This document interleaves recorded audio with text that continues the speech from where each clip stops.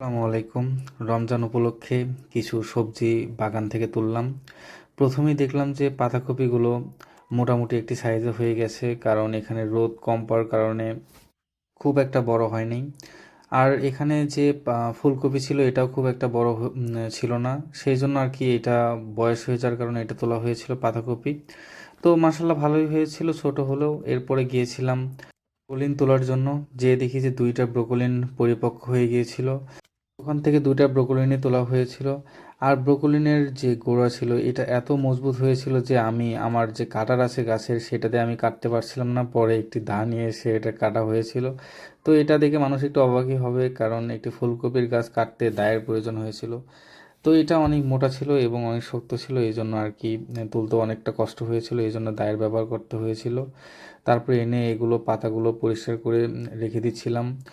পাতাগুলো এবং যে অবশিষ্ট অংশ রয়েছে এগুলো দিয়ে আমি জৈব সার তৈরি করি এবং অন্যান্য গাছের সেই জৈব সারগুলো দিয়েই সেখানে রেখে দিচ্ছিলাম। তারপরে এসে দেখি টমেটোগুলো পেকে যাচ্ছিল। বেশ কিছু টমেটো পেকে গিয়েছিল, সেখান থেকে কিছু টমেটো তুলছিলাম। আর এই টমেটোগুলো ছোট হওয়ার কারণ ছিল এগুলো আমি ছোট ছোট ব্যাগে দিয়েছিলাম, এই জন্য টমেটোর আকার খুব একটি বড় হয়নি।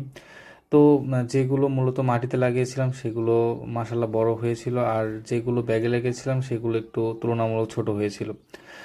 পরে মূলত গিয়েছিলাম বেগুন দেখতে, যেয়ে দেখি যে বেগুনও দুইটি পরিপক্ক হয়ে গিয়েছিল, সেখান থেকে দুইটি বেগুনও তুলে নিলাম।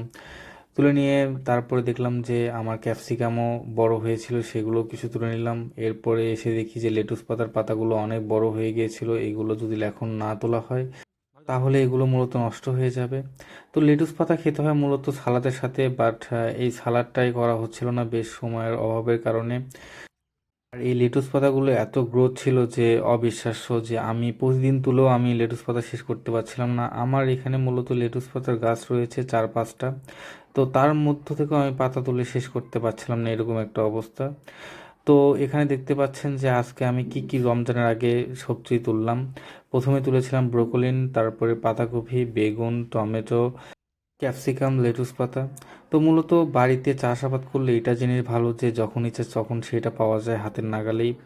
সবাইকে ধন্যবাদ শেষ পর্যন্ত ভিডিও দেখার জন্য।